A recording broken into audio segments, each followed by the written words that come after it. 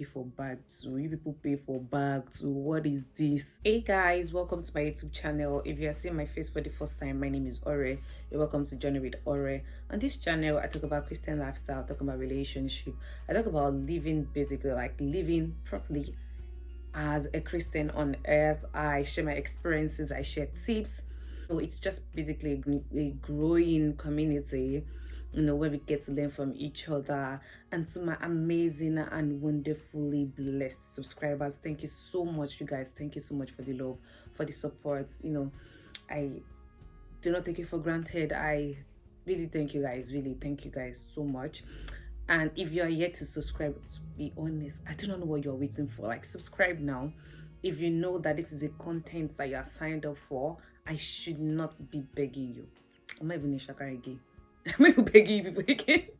But no, I'm joking. I'm begging you guys. Like, why won't I beg you? Please subscribe, oh. Be cool, subscribe, be cool. Don't even look at my character or anything. Just please subscribe.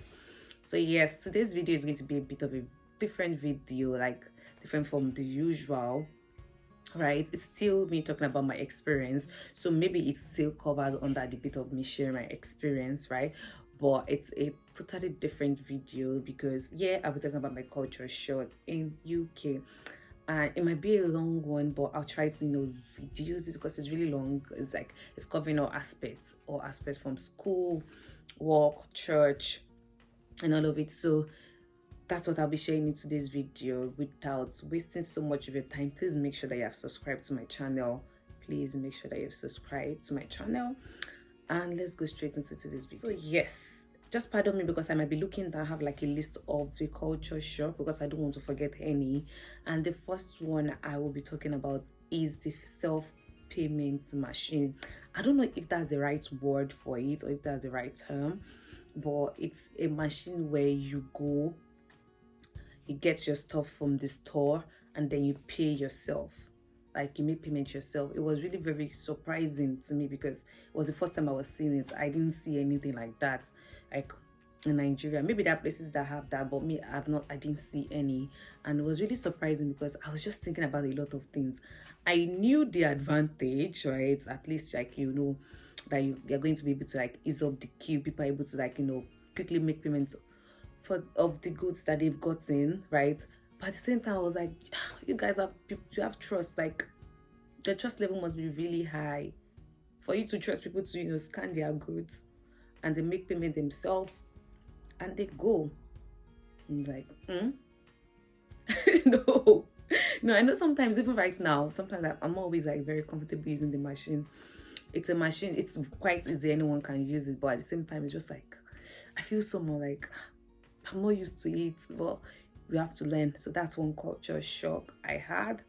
The second one is a contactless payment, where, you know, you have to use your contactless. So the second one is the contactless payment, and it's not the first time I'm hearing that term, but it was just very shocking for me because you don't really use so much of cash, and you use like your card to tap. Hey God, the Nigerian getting me is like, you guys want to steal my bank details. Like, you have to tap. Like, you just go to the store. So this time you go to the store, you take your card, and then you tap on the card reader, and then the money is gone. You don't even need to put your pin or anything. That thing was like, I remember there was a time, the first time I went to the store and I tried to like slot my card in, and then the lady over the counter was like, it's not contact, like you can just tap it. I'm like, tap it? Do I need to put my pin? It's like, no. And I just did it, and then I was so surprised. I was so happy. I was like, wow, man, this is so dope. And it's not just at the store, like even when you enter the bus, even with the train, like anywhere, even when you just tap, like you just carry your card and then you tap. And you know, the amazing thing is, you don't even need your card. You can actually use your phone. You just have to download, like, you just have to have like your wallet pay on your phone, and then I was like, hey, bush girl, alright, what is this? What is this? This is so cool. Like, it's really nice because you don't have to be carrying cash up and down. You don't even, sometimes even if you forget your card, you can just tap. I can't even count the number of times I've used cash maybe when you just want to buy something or something, and the person's like payment on delivery and it has to be cash. Maybe Facebook Markets, yes, but aside that, even anywhere you can think of, anywhere, anything is contactless. And the fear of what if they steal my bank details? I did not see my card. I'm not sure that they will not go and steal my card. It was so very shocking for me when I came into the UK. That's the second one. And then the third one was the bag. I'm calling it bag, but we call it like nylon. And excuse me, the first time that was very surprising, very shocking for me was when I went into the store. And when I went to the store, first time going to the store to buy, I think it was 2020, then it was COVID. So I went to Sainsbury's and then I was like, let me go just get something. I was going into isolation because of COVID and all. So I went to the store, got to the counter, and then the lady at the counter was like, do you need a bag? I'm like, no, I have a bag. And so because I thought the bag she was talking about was like the bag I was carrying, right? So I was like, yes, now I have a bag, like I don't need a bag. And then she just started giving me like all my things. And I'm like, no, I need a nylon. And she now told me the amount you pay something pence. I'm like, people pay for bag too. You people pay for bag too. What is this? Where I'm coming from, bag is free of charge. You. So the consciousness of having to carry bags everywhere. So when I say bag, like nylon bag, where you put your like groceries, where you put things that you're going to, the things that you got, you're going to pay for it. And if you know that you don't want to pay for it, you have to always put bag in your bag. You have to always put nylon bag in your bag. Like, I remember I was asking a friend recently, I was like, why do you guys do it here? And it was like, I know that initially it wasn't like that they usually give them bags for free. That was like 10 years ago in UK. They usually like give them bags for free. But they noticed that bags were always like everywhere. And because of this recycling things, they needed to make sure that they don't have so much of bags lying everywhere. So with this, like the consciousness of having to buy a bag, you know that you don't want to buy a bag, and so you have to like manage and maintain the one you have. And the good thing is, if at all it is rough, you can take it to the store and they change it for you. God. I'm just like, what is this? Like, what is this? So yes, that's the third one. Now, living, I've covered one of the store. Now living with people, the shock I got. And let me put this disclaimer out here. It's my personal like experience. It's not what everyone experience, right? It is what I've experienced. So it is based on my experience and it's not general. So people can have like different opinion elsewhere. So let me just put that disclaimer out there. So yeah, sorry for diverting. The fourth one is the sweetheart, like the sweet names. They will call, my love, me love, my love. It's not on my accent, of course. Oh my days! Like they would like you would just be going out and someone can probably want to tap you for something and be like, person, my love, oh my love, like oh my love, oh sweetheart, can you help me cut? Oh sweetheart, oh thanks sweetheart, oh my love, that's fine, oh my love, it's all right, my love, I'm done, my love. I'm like FF, my love, shame.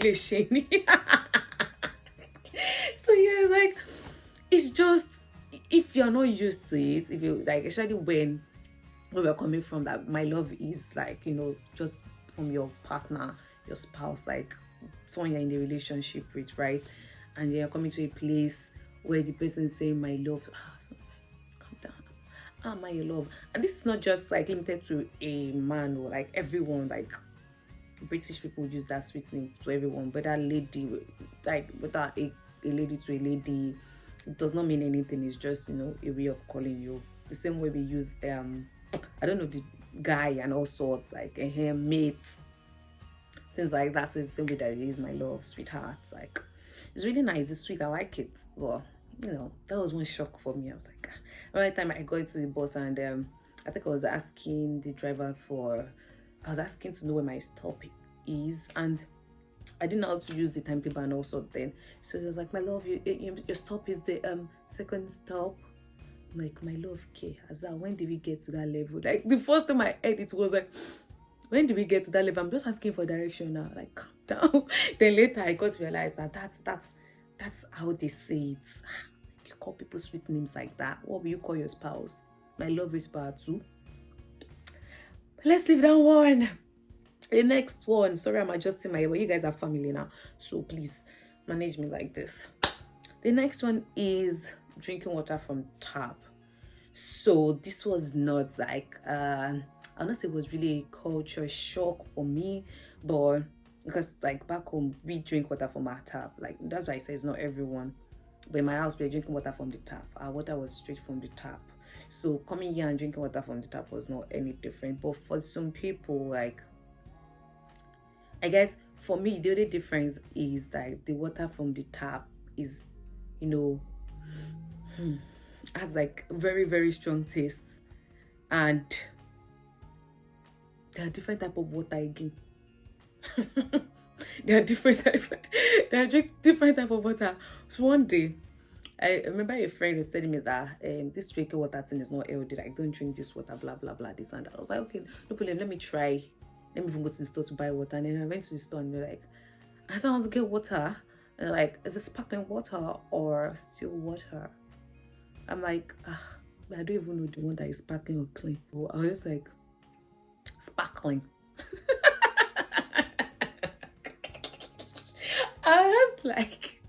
I was like sparkling, because in my head sparkling is supposed to be good and it's supposed to be like normal.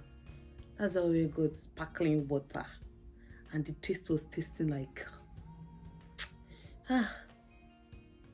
let's go to the next point. Now we are moving to office setting. Now this culture shock I got, it's a shocker. You can actually, go to the office, right? And you just see that like it's totally different. I don't know how to explain it. This shock is, how do I put it? Like you come to the office basically to like gist.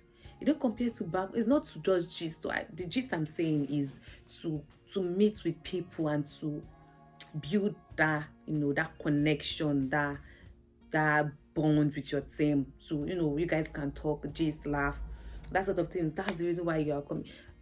It's not the main reason, but that's like the main reason why you are at the office. Like you can of course be working from home, but when you are coming to the office, you're coming to come and start talking to people, start connecting with people. So compared to back home, just talking while you're at work is like you are not doing the right thing. Why should you be gisting, right? You're wasting time. But yeah, at least you are coming to talk. In fact, when you are sitting by yourself, it's like, are you all right? Are you all right? Like, is that I fine? And you just see someone walk up to you and they are gisting, like, do you want us to grab a cup of coffee, and then we just go to a corner to just gist and talk about anything and everything, as long as you're comfortable talking about those stuffs, right? So the office place, yeah, it's a bit different, like if you're in like the professional space. The school settings, you get a private tutor. Hey, you get a private tutor that is not that shock, eh? It was like you're giving me a expo, because what it is you are giving a private tutor that you can talk about anything and everything, to like anything. It's not just pertaining to studies, like it can be anything that is bothering you, your mental health, whatever state. And to me, I didn't have that. There's no time for somebody to sit there and start talking to you about their life. Only if you guys have like one-to-one relationship. But this one is what the school, and I think it's the school in, I don't know, I'm talking about my own experience, so let me just limit it to my experience and not generalize. But I got a private tutor and someone that was able to like guide and tell you, oh, this is it, this is that. When you need a job, this is what you need to like. As long as you're open with that person. It was so good and it was very shocking. Then, still covering school, you get formative and summative. I hope I'm not mixing it up. You get formative and summative assignments. So formative is they give you an assignment, right? And you're asked to just grab one or two or whatever you can grab about the assignment and submit, but it is not graded. And then your lecturer is able to like tell you, oh, maybe you're on the right track, maybe you're getting this, maybe you're not getting that. And I'm like, excuse me, I'm gassing a lot. And I'm like, where is this done? Is this right?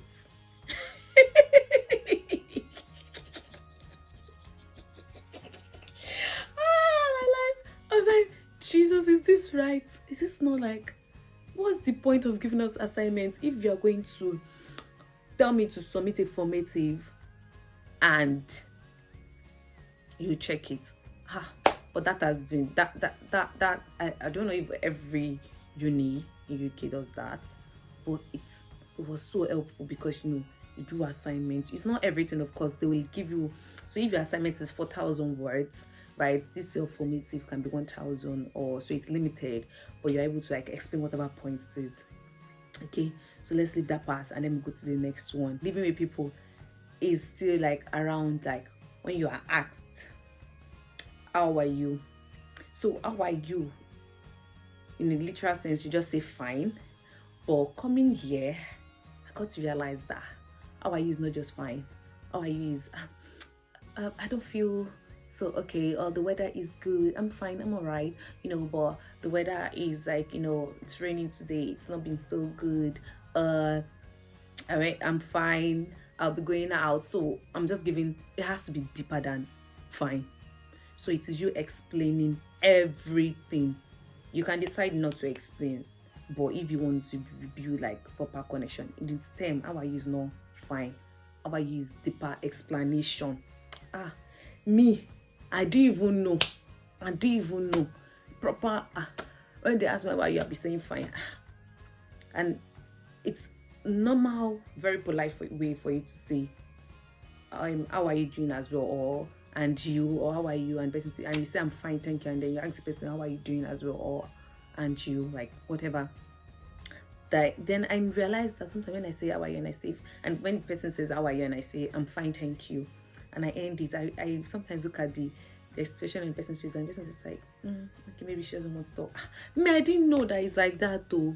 Then it was later I realized that how are you is deeper than fine. It's more like, just coming, like just explaining, like, oh, are you all right? Like, it's deeper than that. The same way they ask, like, how is your weekend? How is your weekend is not my weekend is fine. How is your weekend is, during the weekend I went bowling, I went for driving lesson, I went to church, everything, bam. Everything like that. Like, I'm like, I didn't know that this is it though. Okay, we'll be talking. So yes, that's it. Another shock for me, which is not so much of a shock. I'm trying to look at the time, but it was a shock. I will not even lie, because when I was in Nigeria, I was using more of the public bus. It's like Downfall. For those that don't know, Downfall is like public transportation as well. So there's like the coach, like the bus, like that. And then one thing I realized is, like, here you say thank you to your driver, you say thank you, to people. Thank you is it should just be at the tip of your mouth. You just be flowing. Thank you. Like, it's just a normal way of living. Like, and British people are very polite. So you say thank you to your driver. Then that will be like, I told me, we're telling the driver, I'll be coming down, don't speak too much. So yes, I'll try to wrap up the video. The last one I'll be talking about, I might do a second part. If you guys want a second part, please leave it in the comment section. If not, like, no second part. So yes, the last one I'll be talking about is relationship. So yes, relationship wooing. So asking someone out is a bit different. In Nigeria, we just, hey, so we'll be here, fine girl. Or probably like, It's very easy. You go to church, someone can just stop you and ask you out and things like that. But it's a bit different, yeah. The atmosphere for relationships is a bit different, and that's why you hear people say, "Oh, there's no husband or there's no wife outside." But I don't believe that statement. That's not what we're here to debunk. What I'm talking about now is the relationship culture shock I've had. So there was a time I went out one day, and then there was someone that just talked me and was like, "Hi, how are you? Do you mind?" Was like, "Can we go out for a cup of coffee?" A cup of coffee doesn't mean like you guys literally have to like go and drink coffee. You can just go out. It's like maybe asking you out on a date, something like that.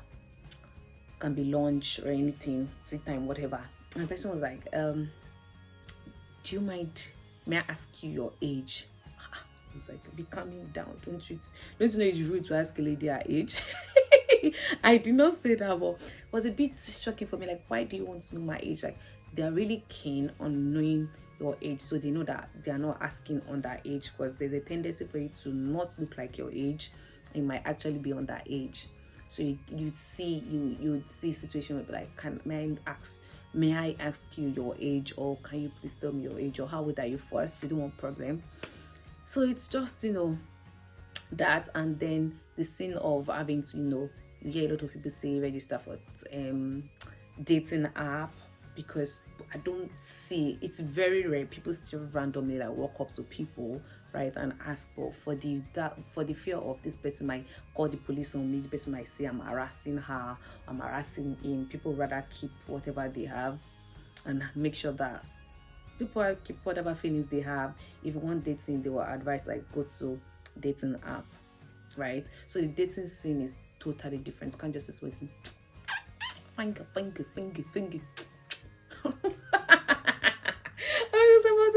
I know I'll miss those stuff, but I don't miss it like that. To the end of today's video. If you want the second part, I will do the second part only if I see you guys comment. If not, I'll see you guys in my next video. Ciao. I really hope you enjoyed it, and please don't forget to subscribe and share. Thank you.